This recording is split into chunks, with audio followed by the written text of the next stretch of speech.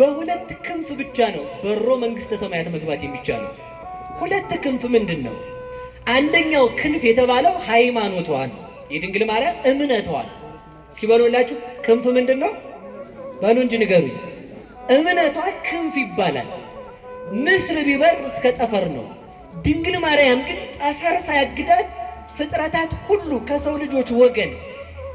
ልጆች ወገን እግዚአብሔርን ብቻ በማሰብ የምትታወቅ ድንግል ማርያም ናት። ያ ማለት ተመልከቱ፣ አንተ ሰው እግዚአብሔር የሰጠህን ሕሊናን ተጠቅምበት ይላል። ድንግል ያልሆነ ሰው መንግስተ ሰማያትን አይወርስም። ሁለት ክንፍ ምንድነው? አንደኛው ድንግልና ነው። ድንግልና ምንድን ነው ብላችሁ ስጠይቁኝ የሃይማኖት ድንግልና ከክህደት ንጹህ የሆነ ሰው ማለት ነው። ዘይት ነው። ከዚያ በፈትሉ አናት ላይ እሳት ተጭሮ ወይንም እሳት ተደርጎበት በፈትሉ ላይ እሳቱ እንደሚነድ ተመልከቱ። በፈትሉ ላይ እሳቱ እየወረደ ወደ ታች ላለው ሰው ሁሉ እንደሚያበራ ሃይማኖት የተገለጠልን እሳት እግዚአብሔር ስጋዋን የተዋሃደላት አማናዊት ፈትል ድንግል ማርያም ናት። የድንግል ማርያም እምነት ነው እግዚአብሔርን ያወረደው። የድንግል ማርያም እምነት ነው እግዚአብሔር የገለጠው። ሃይማኖት ብቻውን አላመጣውም። ለምን? ምን ያስፈልጋል?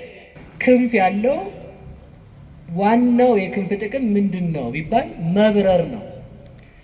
አንድ ክንፍ ያለው ፍጥረት የለም፣ ቢኖርም አይበርም። አንድ ክንፍ አያበርም። ሁለት ክንፍ ያላት ሴት ናት አለን። ለምንድን ነው ብለነዋል? ከመትስርር ወታምስጥ። ይቺ ሴት ሁለት ክንፍ ለምን ተሰጣት ብለን ስንጠይቀው በራ ትሄድበትና ታመልጥበት ዘንድ ነው፣ ከፍ ብላ በልዕልና ትበርበት ዘንድ ነው ይላል። የክንፍ ጥቅሙ መብረር ከሆነ እንግዲህ ተመልከቱ፣ የአሞራ ክንፍ ቢወጣ እስከ ደመና ነው። የአሞራ ክንፍ ከነዚህ ሁሉ በላይ ደግሞ የንስር ክንፍ አለ። የንስር ክንፍ የሚበረው ከደመና በላይ ነው። ንስር ዝናብ እንኳን አይመታውም። ዝናብ በሚጥልበት ሰዓት ደመናውን አልፎት ይሄዳል። አሞራዎች ሊበሉት ሲከቡት ፀሐይን ብቻውን ትክ ብሎ ማየት የሚችል ፍጡር ንስር ብቻ ነው። ፀሐይን ትክ ብሎ ማየት የሚችል ፀሐይን ትክ ብሎ እያያት ሌሎቹ አሞራዎችና አይዋፋት ሲከቡት እነሱን ትቷቸው ጥሏቸው ፀሐይን እያየ ስለሚበር የፀሐይ ጨረር ስለምትወጋቸው ተመልሰው ይመጣሉ። ይሄ ንስር ዝናብ አያገኘውም። መኖሪያው በምድር ቢሆንም እንኳን የንስር መጫወቻው ሞገድ ነው። ንስር በሞገድ እንደተጫወተ ይኖራል። ያ ማለት ደመናው ወደ ታች ሲወርድ ዝናብ የያዘ ደመናና ዝናብ ያላዘ ደመና ሁለት ደመና ነው ያለው፣ ደረቅ ደመናና እርጥብ ደመና የሚባል። ደረቅ ደመናና እርጥብ ደመና ሲገናኝ መብረቅ ይወለዳል። መብረቅ ሲወለድ የንስር መጫወቻው ደረቁንና እርጥቡን ደመና እንዳይገናኝ በመግፋት ነው። ሞገድ የተባለው ምስጢር ነው። ንስር የተባሉ ሊቃውንት አባቶቻችን ናቸው። የሊቃውንት አባቶቻችን ሕሊና ምስጢርን በማራቀቅ ይኖራል እንጂ ምድራዊ ነገርን በማሰብ አይኖርም። ፀሐይን ብቻ እያየ ይሄዳል ማለት ምን ማለት ነው? ሊቃውንት አባቶቻችን ፀሐይ ክርስቶስን ብቻ እያዩ፣ ምእመናን ደጋግ አባቶቻችን ፀሐይ ክርስቶስን ብቻ እያዩ በክርስቶስ ተመስጦ ይኖራሉ ማለት ነው። ክርስቶስን ብቻ በማየት ሌሎቹን አራዊትን የሚያሸንፋቸው ማንን በማየት ነው? ፀሐይን በማየት ነው። አሞራ አለ፣ አይን አለው፣ ፀሐይን ግን አያያትም። ፀሐይን ማየትና በፀሐይ ማየትና ፀሐይን ማየት ይለያያል። በፀሐይ ማየት ትልም ይችላል። ፀሐይን ማየት ግን ለንስር ብቻ የተሰጠው ነው። ፀሐይን ትክ ብሎ የሚያይ ንስር ነው። እግዚአብሔርን የሚያይ ንጹሕ ሕሊና ያለው ክርስቲያን ብቻ ነው። በፀሐይ መመራት ሁሉም ይችላል። በዚህ ዓለም መኖር ሁሉም ይችላል። በእግዚአብሔር መግቦት መኖር ሁሉም ይችላል። እግዚአብሔር ፈጣሪ እንደሆነ ፈጣሪ አንድ ኃይል አለ ብሎ ማወቅ ሁሉም ይችላል። እግዚአብሔርን ትክ ብሎ ለማየት የሚያስችል ግን የልጅነት ዓይን ብቻ ነው። ያንን የሰጠን መድኃኔዓለም የተመሰገነ ይሁን። ስለዚህ ተመልከቱ፣ እንደ ታላቁ ንስር ያለ የንስር ክንፍ እስከ ደመና አይደለም፣ የንስር ክንፍ ከደመና በላይ እንደሆነ ሁሉ ተመልከቱ። አንድ ንስር የተባለው ሕያው እግዚአብሔር አምላካችን ነው። ሰረረ ንዑስ ኦፍ ወአብዳን እንዘይነብሩ ታሕተ ጽላሎቱ እንዳለ ሊቁ በሃይማኖተ አበው። አንድ ወፍ ነበረ አለ። ተነስቶ ከዛፉ ላይ አረፈ። ከዛፉ ላይ ተነስቶ ደግሞ ሰነፎች ጥላው ስር እንደተቀመጡ በረረ ይላል። ያ ማለት ምን ማለት ነው? ንዑስ ኦፍ የተባለ ጌታ ነው። ዛፍ የተባለ መስቀል ነው። ዛፍ ሰዎችን እንዲያስጠጋ ቅጠሉ ጥላ እንዲሆን ፍሬ አፍርቶ እንዲመግብ ከመስቀሉ የክርስቶስን ሥጋና ደም አግኝተናልና በዛፍ ሁሉም ሰው እንደሚጠጋበት በመስቀል እኛ ክርስቲያኖች ተጠግተን ሕይወተ ነፍስ አግኝተንበታል። ከዲያብሎስ የቁራኝነት የባርነት ጥላ ወጥተን ክርስቶስን ተጠግተንበታልና ያ መስቀል ምን ይባላል? ዛፍ ይባላል። ሰነፎች በጥላው ስር ተቀምጠው ማለት አይሁድ ክርስቶስን እናጠፋዋለን ብለው በሰቀሉበት መስቀል ስር ተቀምጠው ሳለ መስቀሉ የድህነት ባለቤት በሆነው በክርስቶስ መድኃኒት ሆኖ ክርስቶስ መስቀሉ ላይ ከተሰቀለ በኋላ ወደ መቃብር ወርዶ ተመልሶ አረገ ማለት ነው። ስለዚህ ንስር የተባለ ራሱ መድኃኔዓለም ክርስቶስ ነው። ፀሐይን በማየት ይበራል አለ። ተመልከቱ፣ ራሱን በማወቅ የሚኖር እግዚአብሔር ብቻ ነው። እግዚአብሔርን የሚያውቅ ማን ብቻ ነው? በሉ ንገሩኝ እንጂ እግዚአብሔር ነው። ስለዚህ እንደ ንስር ክንፍ ያለ ተሰጣት ይላል። በሉ እስኪ ሁላችሁ እንደ ንስር በሉ ያለ ምን ተሰጣት? እንደ ንስር ያለ ክንፍ ተሰጣት። ለዛች ሴት ሁለት ክንፍ ነው የተሰጣት። ክርስቲያኖች ልብ ብላችሁ ስሙኝ። በሁለት ክንፍ ብቻ ነው በሮ መንግሥተ ሰማያት መግባት የሚቻለው። ሁለት ክንፍ ምንድን ነው? አንደኛው ክንፍ የተባለው ሃይማኖቷ ነው፣ የድንግል ማርያም እምነቷ ነው። እስኪ በሉላችሁ ክንፍ ምንድን ነው? በሉ እንጂ ንገሩኝ። እምነቷ ክንፍ ይባላል። ንስር ቢበር እስከ ጠፈር ነው። ድንግል ማርያም ግን ጠፈር ሳያግዳት ፍጥረታት ሁሉ ከሰው ልጆች ወገን እግዚአብሔርን ብቻ በማሰብ የምትታወቅ ድንግል ማርያም ናት። ያ ማለት ተመልከቱ፣ አንተ ሰው እግዚአብሔር የሰጠህን ሕሊናህን ተጠቀምበት ይላል። ማን የሰጠህን? በሉ ንገሩኝ እንጂ በምንም ነገር አንኮራም። እኛ የምንኮራው እግዚአብሔር ሕሊናን ሰጥቶ ስለፈጠረን ብቻ ነው። ለምን መሰላችሁ? ሰው ሁሉን ነገር ሊወስድብን ይችላል። ሕሊናችንን የሚወስድብን ሰው ግን የለም። ሰው ቤት ውስጥ አሽጎ አካላችን እንዳይወጣ ሊቆልፍብን ይችላል። ሕሊናችን ከኪሩቤል መንበር፣ ከሥላሴ መንበር፣ ከኪሩቤል ዙፋን እንዳይደርስ የሚከለክለን ሰው የለም። ስለዚህ ያንን ሕሊና ነው ድንግል ማርያም ያመጠቀችው። የሚመጥቅ ሕሊና አለ፣ የሚወርድ ሕሊና አለ። የሚመጥቅ ሕሊና ሲባል ተመልከቱ፣ ቅዱስ ዮሐንስ አፈወርቅም እንዳለው ምንድን ነው? ንስር ቢበር እስከ ጠፈር ነው ይላል። እስኪ በሉላችሁ ንስር ቢበር በሉ እስከ የት ነው? አሁን ወፍ ፕሌን ቢበር እስከ የት ነው? ስንት ማይል ነው ወደ ላይ ከፍ? ስንት ጫማ ነው ርቆ ሊሄድ የሚችለው? በምታውቁት ልክ ተናገሩ። እኔ እንግዲህ ብዙ ሄጄ አላውቅም። ይሄን ያህል ጫማ ሲባል ሰምቻለሁ። ብቻ ደመናን ነው ሊያልፍ የሚችለው። ከዛ በላይ ይችላል? እሺ ንስር ቢሄድ ደግሞ ሊሄድ የሚችለው እስከ የት ነው? እስከ ጠፈር ይሄዳል ማለት ነው። የንስርን ያህል እንኳን ማን መሄድ አይችልም። እኛ የፈለሰፍናቸው ቴክኖሎጂዎች ሁሉ መሄድ አይችሉም ማለት ነው። ከዛ በላይ ግን አስታውሱ፣ ንስር ቢበር እስከ ጠፈር ከሆነ ተመልከቱ፣ አንሰ አሐውር ሀባሎ ወልደ እጓለ እመሕያው ይነብር በየማነ አብ፣ እኔ የሚሄደው በአብ ቀኝ እስከ ተቀመጠው እስከ ማን ነው አለ? እስከ ወልድ ድረስ ይሄዳለሁ። ንስር ቢበር እስከ ጠፈር ከሆነ ቅዱስ ዮሐንስ ወንጌላዊ የበረረው እስከ የት ነው ካላችሁን፣ እስከ ሥላሴ ልብ ነው ብዬ መልስላችኋል። እስኪ በሉላችሁ እስከ ሥላሴ በሉ፣ ልብ በሉ እንጂ። ገብርኤል ቢበር እስከ ዙፋኑ ድረስ ነው። ንስር ቢበር እስከ ጠፈር ድረስ ነው። መልአክ ቢበር እስከ ኪሩቤል ሱራፌል ቢበሩ እስከ ዙፋኑ ድረስ እስከ ጥጓ ነው ማለት ነው። እስከ ዙፋኑ ጥግ ድረስ ነው። ቅዱስ ዮሐንስ ወንጌላዊ ግን የበረረው እስከ የት ነው ካላችሁኝ፣ እስከ ኪሩቤል ዙፋን ነው። ያ ብቻ አይደለም፣ ዙፋን ከሆነ ከላይ መቀመጥ ነው። የአብን ልብነት የወልድን ቃልነት ገብቶ ያወቀው። ስለዚህ እስከ የት ነው ማለት ነው? እስከ ልበ ሥላሴ ይበራል ማለት ነው። ይህ ምን ይባላል? ክንፍ። እስኪ በሉ ክንፍ በሉ። የክርስቲያኖች እኛ የምንበረው እስከ የት ነው ካላችሁ፣ እስከ ሀባሎ ወልደ እጓለ እመሕያው ይነብር በየማነ አብ፣ በአብ ቀኝ እስከሚቀመጠው እስከ ወልድ ነው አልኳችሁ። ወልድ ደግሞ የማን ቃል ነው ብላችሁ ስትጠይቁኝ ቅዱስ ዮሐንስ ማን ይመልሳል? ቀዳሚው ቃሉ እቱ፣ ያ ቃል በመጀመሪያ ነበረ፣ ያም ቃል እግዚአብሔር ነበረ አለ። የቃል ሀገሩ የት ነው? የቃል ሀገሩ የት ነው? የእናንተ የቃላችሁ ሀገሩ በሉ እንጂ ንገሩኝ። ውስጣችን የቃላችሁ ሀገሩ የት ነው? የቃል ሀገር ልብ ነው። የቃል ሀገሩ ማለት ነው። እስኪ በሉ ልብ በሉ። ስለዚህ ቃል ብሎ ሲናገር እስከ ማን ልብ ድረስ በረረ ማለት ነው? እስከ ሥላሴ ልብ። አብን በልብነት ከዊን፣ ወልድን በቃልነት ከዊን፣ መንፈስ ቅዱስን በሕይወትነት ከዊን ገለጠልን ማለት ነው።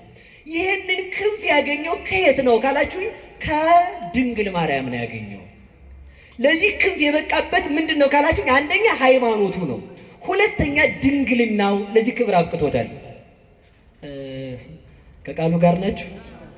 በዚሁ አጋጣሚ ደናግላን ያልሆኑ ሰዎች መንግስተ ሰማያትን መውረስ አይችሉም። ሁለት ክንፍ ያላቸው ብቻ ይወርሳሉ። ችግር ፈጠርኩ ይሆን? እስኪ በሉ ሁላችሁም ድንግል ያልሆነ ሰው በሉ፣ በደንብ በሉ እንጂ መንግስተ ሰማያት አይገባም። በቃ ይሄ 4 ነጥብ የተዘጋ ነው ማለት ነው። ድንግል ያልሆነ ሰው መንግስተ ሰማያትን አይወርስም። ሁለት ክንፍ ምንድን ነው? አንደኛው ድንግልና ነው። ድንግልና ማለት ድንግልና ምንድን ነው ብላችሁ ስጠይቁኝ የሃይማኖት ድንግልና ከክህደት ንጹህ የሆነ ሰው ማለት ነው። ገብቷችኋል አይደል? አሁን ድንግል የሆነ ሰው ደግሞ መንግስተ ሰማያት አይገባም። እሺ መልሼ ስነግራችሁ እነዚህ 5ቱ ሰነፎች ደናግል መንግስተ ሰማያት አልገቡም ማለት ድንግልና ብቻውን አያድንም ማለት። እንግዲህ ድንግልና ምንድን ነው ካላችሁ ከክህደት ደናግላን የሆኑ ብቻ ናቸው መንግስተ ሰማያት የሚገቡት። በክርስቶስ ያመኑ የህሊናቸው ድንግልና በመናፍቃን ትምህርት በዚህ ዓለም ፍልስፍና ተወስዶ እግዚአብሔርን ያልካዱ ሰዎች ለመንግስተ ሰማያት ይበቃሉ። አንድ ክንፍ ድንግልና ነው። ሁለተኛ ክንፍ ሃይማኖት ነው። እስኪ በሉ ሃይማኖት በሉ። ክንፍ ነው። ቅዱስ ዮሐንስ ይህንን ትምህርት ያገኘው ከየት ነው ካላችሁ ከድንግል ማርያም ነው። እስኪ በሉ ከድንግል ማርያም በሉ። እንግዲህ መልሼ እሷ ጋር አምጥቼ ትምህርቱን እዚህ ላይ ልቋጨው ነው ማለት ነው። ሁለት ክንፍ የድንግል ማርያም አንዱ ክንፏ ሃይማኖት ብያቸዋለሁ። እስኪ በሉ ሃይማኖት ማለት ደግሞ ማመን ነው። እስኪ በሉ ማመን በሉ፣ በደንብ በሉ እንጂ በማን ማመን? እግዚአብሔር ይስጥልኝ። በእግዚአብሔር ማመን ማለት ተመልከቱ፣ በፍጹም በፍጥረታት ሁሉ ሊያደርጉት የማይችሉትን እምነት የፈጸመችው ድንግል ማርያም ናት። ማን ሁሉ አልኳችሁ? በዓለም ላይ ማንም ሰው ቢሆን ፍጥረታት እንኳን ሊቀበሉት ሊያስቡት የማይችሉትን ማለት ነው። እንዲሁ አሁን በየት ሀገር ነው? አሁን በየትኛው ሀገር ነው ተወልጃለሽ ስትባል ያለ ወንድ መውለዷን ያመነች ሴት ታመጣላችሁ? በሉ ንገሩኝ እንጂ። ይህንን ለማመን ምን ያስፈልጋል? የሃይማኖት ጉልበት። እስመ ከመዝ አቅመ ሰናይታ ለሃይማኖት። የሃይማኖት ጉልበቷ እስከ የት ነው ብትለኝ እንደ ድንግል ማርያም ነው። እንዴት? ሰው ያለ ወንድ መውለዱን እንኳን አምና ከፍጥረታት መካከል የተገኘችም ለመውለድም የተመረጠች እሷ ናት። ያለ ወንድ እንዴት እንደሚወለድ ምልክት ምሳሌ ሳይኖራት አምና የተቀበለች ናት። ይህ ነው ሃይማኖቷ የሚባለው። ለዚህ ነው ሊቃውንቱ ምን ይሏታል? ብፅዕት አንቲ እንተ ተአምኒ ከመ ይከውን ቃል ዘነገሩኪ እምኀበ እግዚአብሔር። ከእግዚአብሔር ተቀብለው ከእግዚአብሔር አምጥተው ቃልን ሲነግሩሽ የምታምኚ አንቺ ብፅዕት ነሽ። እስኪ በሉ ከእግዚአብሔር አግኝተው በሉ የነገሩሽን ምን የምታምኚ በሉ እንጂ። አንድ ክንፍ ተሰብሮ ነበር። ያ ምንድን ነው? የሃይማኖት ክንፍ። የሃይማኖትን ክንፍ የሰበረች ማናት? ሔዋን ናት። ሔዋን በቅጠል ተጠራጥራ በቅጠል እንኳን እግዚአብሔርን ማመን ሲያቅታት ያንን ተመልከቱ። ቅጠልን በመብላት እግዚአብሔርን የካደችውን ሔዋንን ተመልከቱ። እግዚአብሔርን ያለ ዘር ተወልጃለሽ ተብላ በሃይማኖት ምን ሆነቻት? ክንፍ ሆነቻት ማለት ነው። ሔዋን ህሊናዋ በመውረዱ ወደ ታች አወረደችን። ድንግል ማርያም ህሊናዋ ከፍ በማለቱ ወደ ሰማይ አወጣችን። ለዚህ ነው ሊቃውንቱ ምን ይላሉ? ሃይማኖት ክር ነው ይላሉ። እስኪ በሉ ሃይማኖት በሉ ክር ነው። ሃይማኖት ክር ሲሆን ትህትና ደግሞ ዘይት ነው። እስኪ በሉ ትህትና በሉ ዘይት። እሳት ለመንደድ ምን ያስፈልገዋል? ንገሩኝ እንጂ ምን ያስፈልገዋል? እሳት ለመንደድ ምን ያስፈልገዋል? ዘይት። ነገሩ እናንተ ስቶቭ እየለኮሳችሁ የምትኖሩ ሰዎች በምን አውቃችሁ ነው? ስቶቭ ነው የምትለኩሱት አይደል? ምንም ችግር የለውም እኮ እናንተ ጋር ማለት ነው። ይህ ተመልከቱ፣ ልንገራችሁ። አንድ ሻማ አንድ ዘይት አንድ ክር ለመንደዱ ወይም አንድ ፈትል ምን ይደረጋል መሰላችሁ? ፈትል ይፈትላሉ። ጥጡን እናቶቻችን ድሮ አይበለውና የዛሬዎቹን አይወክልም። ይፈትሉና ዘይት ውስጥ ያደርጉታል።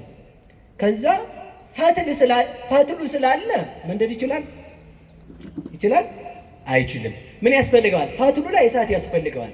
እሳቱ ስላለ ደግሞ ፈትል ከሌለ ነገሩኝ እንጂ ፈትል ስላለ ደግሞ ዘይት ከሌለ በሉ እንጂ መልሱልኝ። ፈትል በሉ፣ እሳት፣ ዘይት። ፈትል ሃይማኖት ነው። የድንግል ማርያም እምነቷ እስከ የት ነው ቢባል ማንም ለክቶ ሊያውቀው አይችልም። ዝም ብቻ ነው ልንል የምንችለው ማለት ነው። ስለዚህ ተመልከቱ፣ ፈትል ሃይማኖት ከሆነ ያ በክሩ በዘይት ውስጥ ያለው ፈትል የተባለ እምነቷ ነው። ዘይት የተባለ ትህትናዋ ነው። የድንግል ማርያም ምኗ ነው አልኳችሁ? ዘይት ነው። ከዚያ በፈትሉ አናት ላይ እሳት ተጭሮ ወይንም እሳት ተደርጎበት በፈትሉ ላይ እሳቱ እንደሚነድ ተመልከቱ። በፈትሉ ላይ እሳቱ እየወረደ ወደ ታች ላለው ሰው ሁሉ እንደሚያበራ ሃይማኖት የተገለጠልን እሳት እግዚአብሔር ስጋዋን የተዋሃደላት አማናዊት ፈትል ድንግል ማርያም ናት። የድንግል ማርያም እምነት ነው እግዚአብሔርን ያወረደው። የድንግል ማርያም እምነት ነው እግዚአብሔርን የገለጠው። ሃይማኖት ብቻውን አላመጣውም። ለምን? ምን ያስፈልጋል? ዘይት በሉ እንጂ። ዘይት ደግሞ ትህትና ነው። ትህትናዋ ደግሞ ምንድን ነው ካላችሁን፣ የአምላክ እናት ነኝ ብላ እንኳን አልሰደድም ያላለች ትሁት ናት። አሁን የባለስልጣን እናቶች፣ የባለስልጣን ሚስቶች፣ የባለስልጣን እህት ወንድሞች በተራ መኪና ይሄዳሉ። እንደው ሌላውን መሰደዱን ተውት፣ እንኳን አንገራግራቸዋቸው ማለት ነው። አይሄዱም፣ ጥጋባቸው ማለት ነው። ደግሞ እንዳታጣሉኝ እሺ፣ ደግ ናቸው፣ በቃ ተውኳቸው። እና ምን ለማለት አይፈልጉት፣ አያረጉትም። ድንግል ማርያም ግን የእግዚአብሔር እናቱ ስትሆን ተመልከቱ። ተሰደጅ ስትባል እኔ አንተን ወልጄ ለምን ነው የምሰደድ? በፍጹም አልወጣትም። እግዚአብሔርን ትንቢተ ኢሳይያስን እንኳን ስታነብ ድንግል ትጸንሳለች ወንድ ልጅ ትወልዳለች የሚለውን ስታነብ እንኳን ኧረ ይቺ ድንግል ወልዳ ልጇን አዝዬላት ጭራሮ ለቅሜላት ውሃ ቀድቼላት ልብስ አጥቤላት አቀበት ቁልቁለቱን አዝያ አውጥቻ አውርጄላት አለች እንጂ እኔ ብሆን የሚል የለባትም። ይሄ ትህትናዋ ነው እግዚአብሔር እሷን እንዲመርጣት ያደረጋት። ያ ደግሞ ለምን መረጣት ከተባለ ደግሞ እንድትመረጥ ሆና የተገኘች በክንፍ ስለበረረች መሬት ተቀምጣ ጽርሐ አርያም የሚደርስ ሕሊና ስላላት። እዚህ ዓለም ተመልከቱ፣ ሔዋን በገነት ሆና ወደ ሲኦል ስታወርደን ድንግል ማርያም በዚህ ዓለም ሆና ወደ ገነት ለመውጣት በቃን ማለት ነው። ለምን በእሷ ላይ መጣ ካላችሁን፣ ከቃሉ ጋር ናችሁ። አንድ ነገር ይናገራል ቅዱስ አባ ጊዮርጊስ ዘጋስጫ። ድንግል ማርያምን እግዚአብሔር ወደ ሰማይ ሳያወጣ ወደ ምድር መጣ ይላል። ለምን ይባል ተመልከቱ፣ ፈትሉ ከሱ ጋር ደርሷልና። በድንግል ማርያም ፈትልነት የመጣው ክርስቶስ ነው ለእኛ ሊያበራልን የበቃን። ስለዚህ እሷን እያየ በእሷ በብሬት እናቱ እምነት የሁላችን የክህደት እምነት ተቆረጠልን። የእሷን ክንፍ እንዲሰጠን መድኃኔዓለም የተመሰገነ ይሁን። የእሷን ያህል ባናምንም በእሷ እምነት ይመረናል። የእኛን ክህደት ሲያየው የእናቱን እምነት አይቶ ይመረናል። ለዚህ ነው ቅድም እንዳልኳችሁ ምንድን ያልኳችሁ፣ ደናግላን ያልሆኑ ሰዎች መንግሥተ ሰማያት አይገቡም ማለት ከሃዲ መንግሥተ ሰማያት አይገባም። የህሊና ድንግልና አለ፣ የማየት ድንግልና አለ፣ የመስማት ድንግልና አለ፣ የማሽተት አለ። ብቻ ወደ 8 አይነት ድንግልና አለ። እሱን አልዘረዝርም አሁን ማለት ብቻ። የሥጋ ድንግልና ግን አይደለም። ይህን እንድታውቁት እፈልጋለሁ። የምን ድንግልና ነው? በሃይማኖት ተጠብቀው የኖሩ ሰዎች ቢያንስ ምክንያት ድህን እመቤታችን አለቻቸው፣ ለመዳን ምክንያት አለቻቸው። ምክንያቱም የድንግል ማርያም የእምነቱ ኃይል በፍጥረታት አይመዘንምና እሷን የሰጠን እግዚአብሔር የተመሰገነ ይሁን። ስለዚህ ሁለተኛው ክንፍ የተባለው ደግሞ ምንድን ነው ካላችሁን፣ ትህትናዋ ነው። እስኪ በሉ ክንፍ ምንድን ነው ንገሩኝ እንጂ። ትህትና ክንፍ ተብሎ ይጠራል። የድንግል ማርያምን ትህትና በአንድ ቃል ብቻ ልንገራችሁ። ሰዎችን ሲያሙ ሰዎች ይናደዳሉ አይናደዱ? ንገሩኝ እንጂ። እሺ እናንተን አሁን ብናማችሁ ትናደዳላችሁ አትናደዱ? እኔም ጭምር እንናደዳለን አንናደድም? ግን እኮ ይኸውላችሁ ሰው ምን ይላል መሰላችሁ? እኔ በፍጹም እኔ ያ ሳይሆን የሚያናድደኝ መታማቴ ሳይሆን እንደው በዚህ ነገር መጠርጠሬ ነው ይላል መልሶ ማለት ነው። እንዲያ እኮ አይደለም፣ ይሄም ትዕቢት ነው መልሶ ማለት ነው። በዚህ ነገር መጠርጠሬ በሌላ ተመልከቱ። ሰው ራሱን ሌባ ነኝ ሲል ራሱን የሆነ ነገር ፈልጎ ነው። በፍጹም እንዳንተ አይነት በከተማው የለም እንዲባል ፈልጎ ነው ማለት ነው። ድንግልም ሰው በሰራው ስራ እንኳን ተመልከቱ። ቅዱስ ዮሐንስ አፈወርቅ እንደሚለው አንተ ሰው አንተ ሰርቀ ሌባ ነኝ በማለትህ ጻድቅ የምትሆን ከሆነ ጻድቁ ኃጢአት ሳይኖርበት ኃጢአተኛ ነኝ ሲል የሚያገኘው ክብር ምን ያህል እንደሆነ ታውቃለህ ይላል። ሰው ሰርቆ አዎ እውነቱን እኮ ነው። ሰርቀህ ሌባ ነኝ ስትል አዎ ትክክል ነህ፣ ግን ኃጢአትህን በማመንህ ምን ታገኛለህ አለ። በሉ ንገሩኝ፣ ክብር በሉ እንጂ። ስንሰደብ የሚያስጠላን፣ ስንሰደብ ሰው ሲንቀን የሚከፋን ምን ስለሆነ ነው ማለት ነው? ስላልገባን ነው ማለት ነው። ክርስቲያን ማለት እንደ ሞተ ሰው ሆኖ የሚኖር ሰው ነው። እስኪ በሉላችሁ፣ ክርስቲያን ማለት በሉ እንደ ሞተ ሰው ሆኖ የሚኖር። እንደ ሞተ ሰው ሆኖ መኖር ማለት ምን ማለት ነው? አንድ ብቻችን ልንገራችሁ። አንድ አባት አሉና ሊመነኩስ መጣ። አንድ ተማሪና ሊመነኩስ መጥቶ አባ እንደምን ዋሉ? እግዚአብሔር ይመስገን፣ ልመነኩስ ነው የመጣሁት። እሺ ሂድና ሙታንን ስትሰድባቸው ውለህና አሉት። የሞቱትን ሰዎች መቃብር ያሉትን እየሰማችሁ ነው። ማንን ትሄዳላችሁ?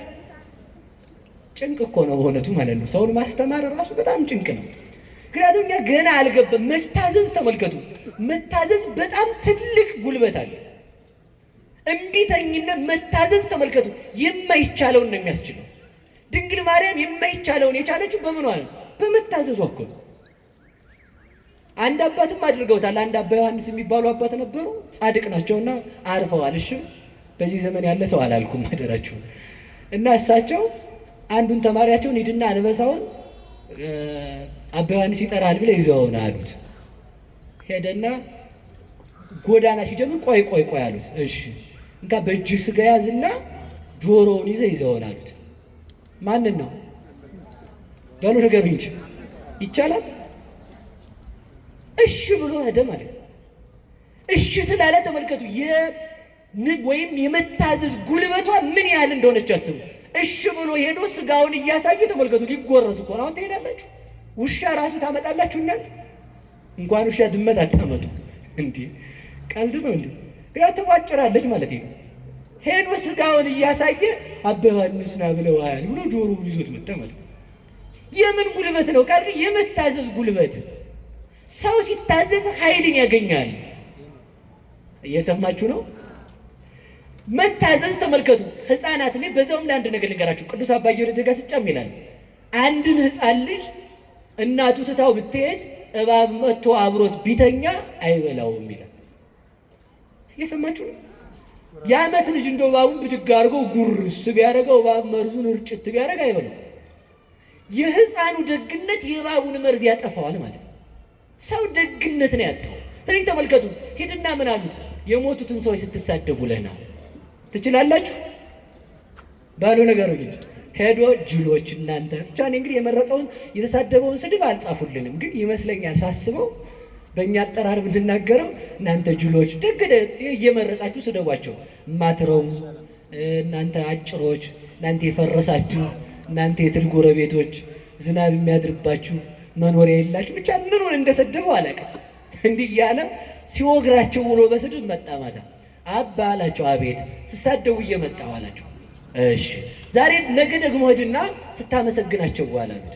ምን ስትላቸው ባሉ ነገሩኝ እንጂ ሄዶ ደግሞ እናንተ ቅዱሳን የተከበራችሁ ሲላቸው አለ ማለት ነው። በደንብ አድርጎ ሲያከበሰብሳቸው እንደናንተ ያለም የለ ቤተ ክርስቲያን ወድቃችሁ የምትኖሩ ክርስቶስን የምትጠብቁ እንዲያ ሳይሆን አይቀርም ብዬ ነው ምርቃሉ ሲላቸው ውሎ መጣ ማታ። መጣሁ ስሰድብ ትናንት ስሳደብ ዛሬ ሳመሰግኑ እየመጣሁ አላቸው። ሂድና እንደዚህ አሁን አሉት።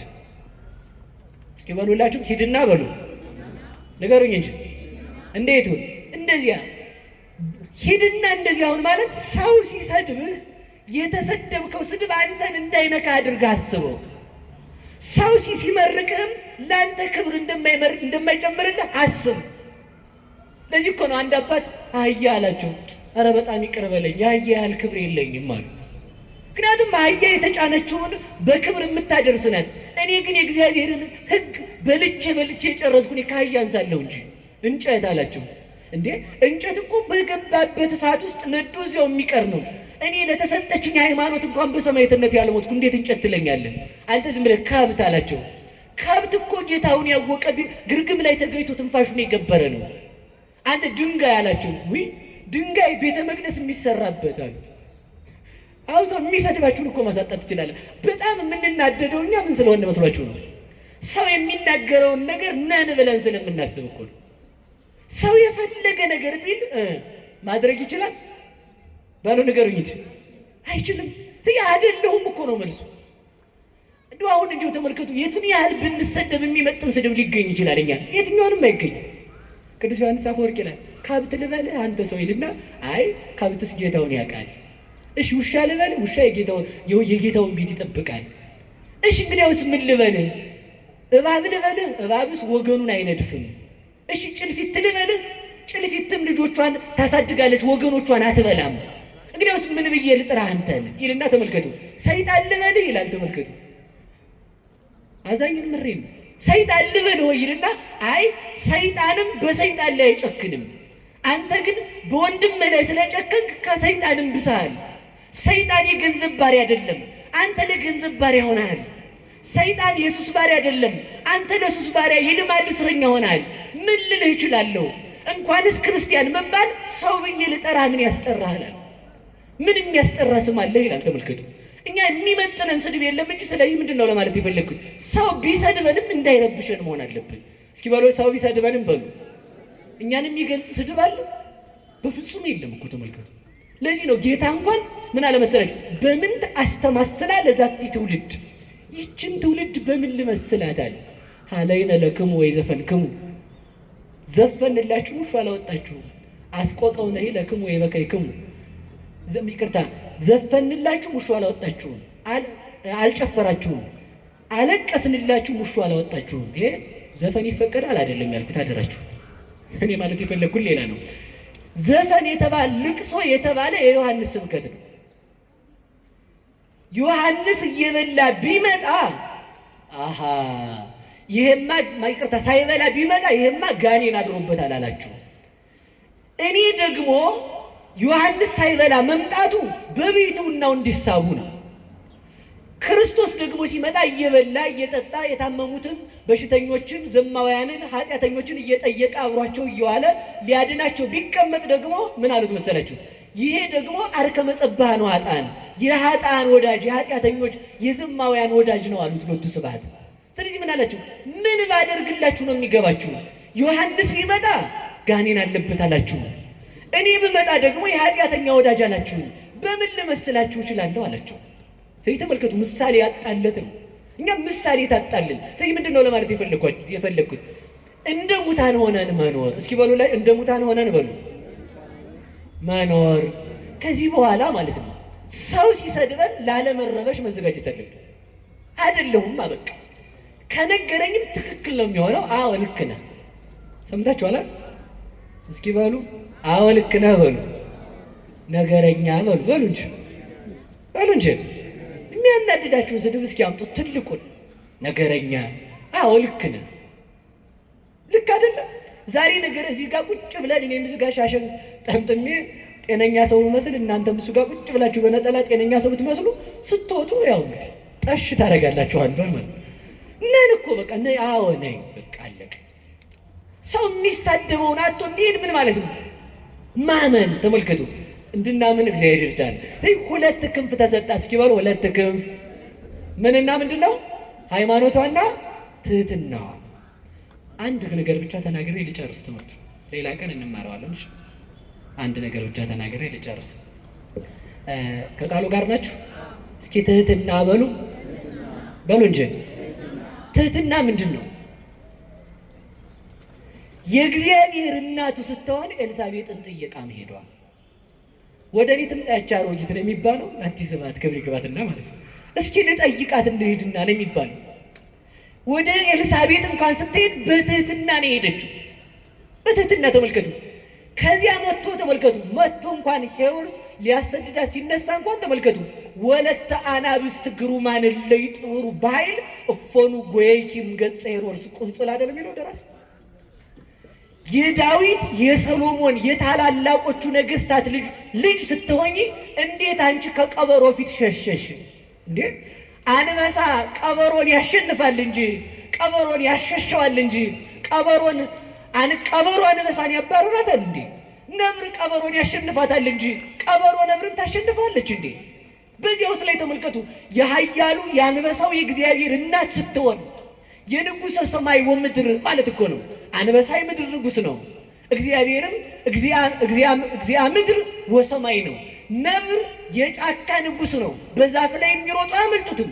ተመልከቱ፣ በስልጣኑ በየትኛውም በሰማይ በምድር የሚኖሩትን ሁሉ በስልጣኑ የሚገዛ የእግዚአብሔር እናቱ ስትሆኝ እንዴት የሚደክምና ትቢያ ትል የሚሆን ሰው አባረረሽ ይላታል።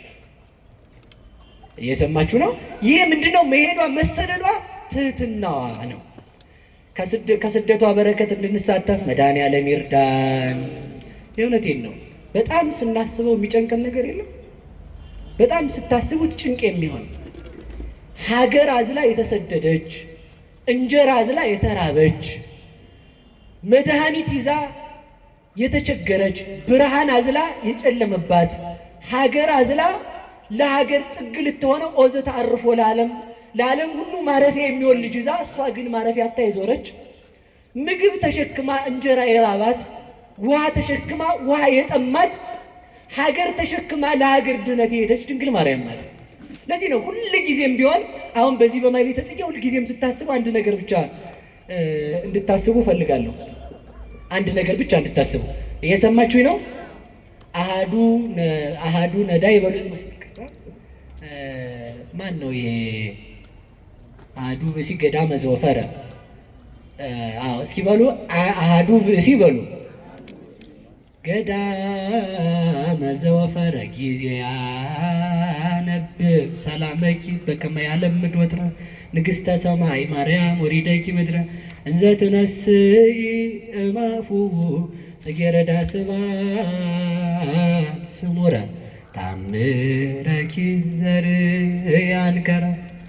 የመጨረሻ ነው። እችን ብቻ ትርጉሟን ተናግሬ እኔም ቤቴ ሹልክ ብዬ እሄዳለሁ። ክፍል 2 ይቀጥላል ማለት ነው። እስኪ አንድ ሰው ነበረ። አሁን በጽጌ አበባ ለምን እንይዛለን? ስደቷን ለማሰብ። እስኪ በሉ ስደቷን በሉ ለማሰብ። እሷ ግንድ ስትሆን ልጇ ምንድን ነው? አበባ ስለሆነ ማለት ነው። እሷ አበባ ስትሆን ልጇ ደግሞ ምን ስለሆነ? ፍሬ ስለሆነ። አንድ ሰው ነበረ። ለእመቤቴ ምን ላድርግላት ብሎ አሰበና ተመልከቱ፣ 50 የጽጌረዳ አበባ ቆርጦ አክሊል ሰርቶ ስዕል አድኅኖዋ ላይ አክሊል ደፋላት። ስንት አልኳችሁ? ማኅሌተ ጽጌ ተመልከቱ። የጽጌ አበባዋን ጽጌዋን ስደቷን በማሰብ ያንን ደፋላት። አበባ ክርስቶስን የወለድሽ አላት። እንዲህ አበባ ለምን አልነው? አበባ ዝንብ ቢያርፍ ትንኝ ቢያርፍ ቀንድ አውጣው ቢመጣ ከብቱ ቢያሸታት አትቀየም። ዝንብ ሽንት ቤት ቆይታ መጣ እዚያ ላይ ታርፋል። ንብ ደግሞ ማር ስትሰራው በላ መታ ስንቀስማ ዝም። ክርስቶስ ኃጢአተኛ አምላኪ ሲለው የማይቀየም የአበባ የክርስቶስ እናቱ ማለት ነው። ይህ ተመልከቱ፣ 50 አበባ ደፋላት። ከዚያ መጨረሻ ላይ የአበባ ወራት አልፎ አበባ ሲደርቅበት ምን ላርግላት ለእመቤቴ ያለ። እስኪ በሉላችሁ ምን ላርግላት በሉ። ለሃይማኖቴ መሰረት ለሆነች ምን ላርግላት አለና ተመልከቱ፣ አንድ ነገር አሰበ። ባይሆን 50 ጊዜ ተፈስሒ ተፈስሒ ልበላት።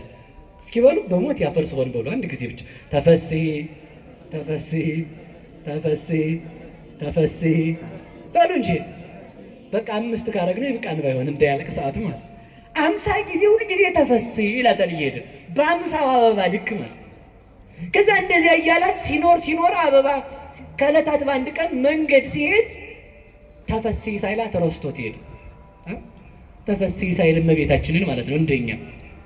ከዛ መንገድ ላይ እንደሆነ ተመልከቱ፣ ጫካ ውስጥ እንዳለ ሽፍቶች ከበው በጦር ሊገሉት ግራና ቀኝ ጦራቸውን እያመቻቹ ሳለ ለካ እመቤቴን ተፈስሒ ረስቸዋለሁ ይልና ልብሱን ያሸርጥና ስለ አድኗን ከፊት አስቀምጦ ተፈስሒ ይል ጀመር። የት ውስጥ በሞት ነገር ማን አለች ግን እዛ መካከል ማን ከቦት ነበር? የድንግል ማርያም ስዕል አለ። ማን ከቦት ነበር? ሸፍታ ከቦታል። በምን ሊገሉት? በቀስት ማለት። ከዛ ተፈስሒ ይላል ዝም ብሎ። ከዛ እመቤታችን ወርዳ ተመልከቱ፣ ካፉ ያ ቀድሞ ለሷ የሰራለት የጽጌረዳ አበባ ካፉ እየወጣ በእጇ 50 ጊዜ ስትቀበለው ሽፍቶቹ አዩ። ያንን ስላዩ ሽፍቶቹ አርፈው ቁጭ ብለው ተመልከቱ። ለእመቤታችን ሰግደው መጨረሻ ላይ ተፈስሒ ጨርሶ አቡነ ዘበሰማያት አስሮ ተነስቶ ሊሄድ ሲል ሽፍታዎቹ መጥተው ሰገዱለት። ከዛ ሲሰግዱለት ምን አላቸው መሰላችሁ? አንተ ሰው ማነህ ግን? የት ሀገር ጻድቅ ነህ አሉት። ኧረ ተውን የወንበዴና ማረባ ኃጢአተኛ ሰው ነኝ አላቸው። አይ አይደለም፣ ከአንተ ጋር የነበረችው በደመና ያረገችው መላእክት የከበቧት ማናት? 50 አበባ ካፍህ እየወጣት ስትሰጣት አይተናል፣ ለእኛም ስጠን አሉት። መጥተው ማለት ነው። ሲሉት ምን አላቸው መሰላችሁ? አይ እንግዲያውስ ምን እያረክ ነበር ካላችሁን፣ እኔ እያልኩ የነበረው ተፈስሒ ነው። እስኪ በሉ ተፈስሒ በሉ። ያንን ምስጋና ይህንን ምስጋና ለመስማት መላእክት ከሰማይ ይወርዳሉ። ይህን ምስጋና ለመስማት 12ቱ ነገደ መላእክት ሲወርዱ ወደ ቅዱስ ዮሐንስ አፈወርቅ ቤት ሲሄዱ ቤት ሲሄዱ አባ ማርዳሊ የሚባል አባት አግኝቷቸዋል። የት ትሄዳላችሁ አላቸው። ተፈስሒ ሲተረጎም ልንሰማ። እመቤታችን ትተረጉምልን። እሺ ተመልከቱ። የመጨረሻው ምንድነው ልላችሁ የፈለጉት? ከዚያ ተመልከቱ፣ ያንን ሰውዬ ሊገድሉት የመጡት ሽፍታዎች ሰገዱለት። አራዊት ከጫካ ወጥተው ሰገዱለት። ከዚያም በኋላ ምን አሉት? እባክህ በአንተ ሃይማኖት እንድናምን እርዳን አሉት። ከዚያም በኋላ አምነው ጦራቸውን ትተው ወደ ምንኩስናቸው ሄዱ ይላል።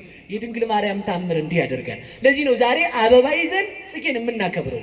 የጽጌ ማህሌት ብለው ሊቃውንቱ በማህሌቱ የጽጌ ረዳ አበባ የሚይዙት ለጌጥ አይደለም። መልኩ ሲያበቃ ዚቁ ይተካል። አዳም ከተፈጠረ በኋላ ሔዋን ተፈጥራለችና፣ ድንግል ማርያም ከመጣች በኋላ ክርስቶስ ተገኝቷልና መልክ የአዳም ምሳሌ ነው፣ ዚቅ የሔዋን ምሳሌ ስለሆነ ማለት ነው። ስለዚህ 2 ክንፍ ተሰጣት በሉ እስኪ በሉ በሞት 2 ክንፍ በሉ ተሰጣት። ስንት ክንፍ?